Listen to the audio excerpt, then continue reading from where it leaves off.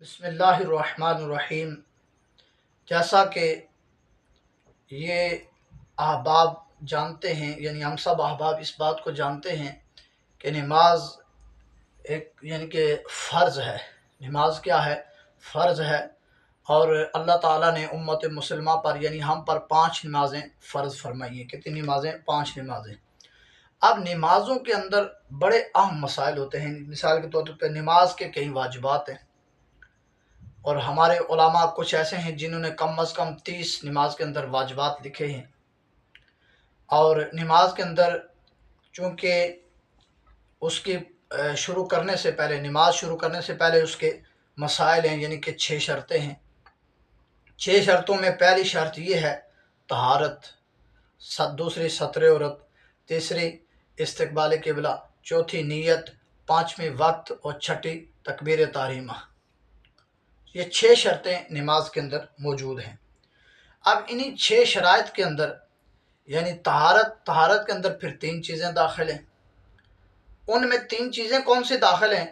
ان میں 3 چیزیں یہ داخل ہیں کہ جگہ کا پاک ہونا، جسم کا پاک ہونا اور کپڑوں کا پاک ہونا۔ یعنی یہ شرائط میں سے ہے۔ یعنی نماز کی جو 6 شرطیں ہیں ان میں سے پہلی جو شرط ہے اس کے اندر یہ 3 جز ہیں۔ طہارت کے اندر کتنے جز ہیں؟ 3 جز ہیں۔ کون کون سے؟ جگہ کا پاک ہونا، جسم کا پاک ہونا اور کپڑوں کا پاک ہونا۔ اب جسم اور جگہ، کپڑے یعنی ظاہری نجاست ان کے اندر نہ ہو۔ جگہ کا پاک ہونے کا مطلب کیا ہے کہ یعنی صاف شفاف جگہ ہو۔ گھر میں اگر نماز پڑھ رہے ہیں تو ایسی جگہ نہ ہو جہاں بچے گندی جوتیاں لے کے جاتے ہیں، یا چھوٹے بچے وہاں پیشاب وغیرہ کر جاتے ہیں، یا جانور وہاں یعنی چھوٹے پرندے وغیرہ بیٹ وغیرہ کرتے رہتے ہیں، وہاں پڑی رہتے ہیں۔ تو اس طرح کی یعنی صاف جگہ ہو، صاف جگہ ہو۔ اور اس جگہ نماز، مسجد تو ویسے ہی ان المساجد للہ، مسجد اللہ کا گھر ہے، یہ ویسے بھی پاکیزہ ہیں، اور اس لیے وہاں گھروں کے اندر یہ احتیاط ضروری ہے۔ اور پھر جب جسم کے پاک ہونے کا مسئلہ آتا ہے تو اس میں کیا ہے، یعنی کہ جسم یعنی کہ اس پر غسل فرض یا واجب نہ ہوا ہو، پہلی بات یہ ہے۔ تو اگر پھر غسل فرض واجب نہ ہوا، پھر ساتھ یہ ہے کہ اس کا وضو ہونا ضروری ہے۔ ایک ہوتی ہے طہارت صغریٰ، ایک ہوتی ہے طہارت کبریٰ۔ طہارت صغریٰ وضو وغیرہ، طہارت کبریٰ غسل جس پر فرض ہو جاتا ہے، واجب ہو جاتا ہے، تو یہ احکام ہے۔ تو اس لیے جو طہارت ہے اس کے اندر 3 چیزیں، جگہ کا پاک ہونا، جسم کا اور کپڑوں کا پاک ہونا۔ تو یہ 3 چیزیں ضروری ہیں۔ یہ 3 چیزیں کیا ہیں؟ ضروری ہیں۔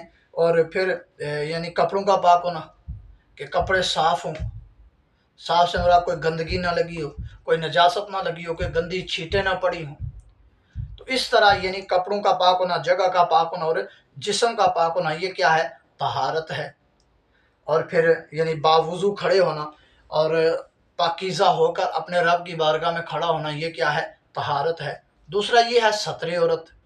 ستر عورت کا مطلب کیا ہے؟ ستر عورت کہتے اس کو ہیں یعنی مرد کی ناف سے لے کر اس کے گھٹنوں تک، یہ آگے اور پیچھے دونوں حصوں کا چھپانا مرد کے لیے شرط ہے۔ عورت کے لیے کیا ہے؟ عورت کے لیے یہ ہے کہ عورت اس کے ہاتھ، پاؤں اور چہرے کے علاوہ پورا جسم اس کا چھپانا کیا ہے؟ یہ شرائط ہے، یعنی شرائط میں سے ہے، شرط ہے۔ تو اس کو کہتے ہیں ستر عورت۔ ستر کا معنی ڈھانپنا، عورت کا معنی کیا ہے؟ پردے والی جگہ ہے۔ اسی طرح آپ آئیں تو یعنی کیا ہے کہ قبلہ رخ ہونا لے لیں، تو قبلے کی طرف یعنی رخ ہونا یہ ضروری ہے۔ قبلے سے ہٹ جائیں گے تو نماز نہیں ہوگی۔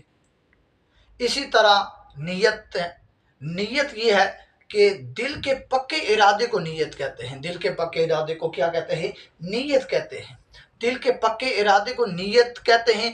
اور یعنی کہ یہ نہیں کہ اللہ اکبر کہنے کے بعد کہے نہیں میں سنتیں پڑھ رہا ہوں، نہیں نفل پڑھ رہا ہوں، نہیں فرض پڑھ رہا ہوں، وتر پڑھ رہا ہوں، یعنی پہلے متعین کر لے، پکے ارادے سے، دل کے پکے ارادے سے متعین کر لے کہ میں کیا پڑھنے والا ہوں، کون سی نماز ہے، کون سا وقت ہے، کیا قضا پڑھ رہا ہوں یا ادا پڑھ رہا ہوں۔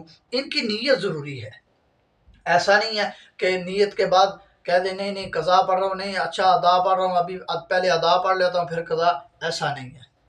تو دل کے پکے ارادے کو نیت کہتے ہیں، دل کے پکے ارادے کو نیت کہتے ہیں۔ تو نیت زبان سے کہہ لینا زیادہ افضل ہے، لیکن دل کا ارادہ ہے۔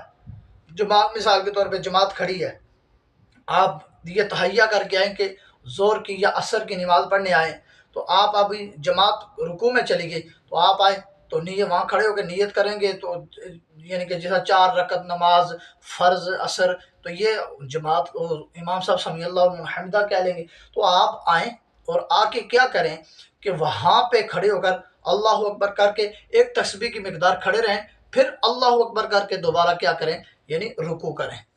تو اس وقت نیت چونکہ دل کے پکے ارادے کا، انما الاعمال بالنیات، اعمال کا دارمدار کس پر ہے، نیتوں پر ہے۔ تو جب ہم دل سے نیت کریں گے تو پھر ہمارے معاملات سارے سیدھے رہیں گے۔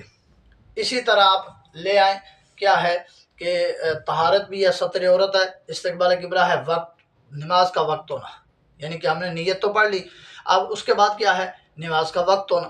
تو نماز کا وقت کیا ہے، یعنی جو نمازیں ادا پڑھنی ہیں ان کا وقت ہونا۔ مثال کے طور پہ ابھی ہے، مثال کے طور پہ ظہر کا وقت ہے یا عصر کا ہے یا مغرب کا ہے یا عشاء کا وقت ہے، تو اب میں کہوں کہ نہیں مجھے جلدی ہے تو ابھی چونکہ عصر بعد میں ہوگی تو میں ابھی ظہر کے وقت ہی پڑھ لیتا ہوں عصر بھی، ایسا نہیں ہوگا۔ یا میں کہوں کہ عشاء کے ٹائم چونکہ پڑھ لیتا ہوں، فجر بھی ساتھ پڑھ لیتا ہوں، صبح اٹھا جاتا ہے یا نہیں اٹھا جاتا، سویا رہتا ہوں، تو لہٰذا فجر بھی پڑھ لوں، تو ایسا نہیں ہوتا، بلکہ اس نماز کا وقت، اسی نماز کو اسی اپنے وقت، اس کے اپنے وقت پہ پڑھنا کیا ہے، یہ ضروری ہے، یعنی یہ شرط ہے۔ ایسا ہوا تو یعنی اگر میں ظہر کو عصر کے بعد لے جاؤں تو نہیں ہوگی، قضا ضرور ہوگی لیکن ادا نہیں ہوگی۔ تو اس نماز کا، یعنی جو نماز ظہر کی ظہر کے وقت، عصر کی عصر کا، ہاں قضا کا وقت نہیں ہے، سوائے 3 کے اوقات کے کہ سورج طلوع ہوتے وقت اور نصف و نہار اور غروب آفتاب، طلوع آفتاب، نصف و نہار اور غروب آفتاب، ان 3 اوقات کے علاوہ قضا کا کوئی وقت متعین نہیں ہے، جس ٹائم چاہیں آپ مرضی قضا نماز پڑھ لیں۔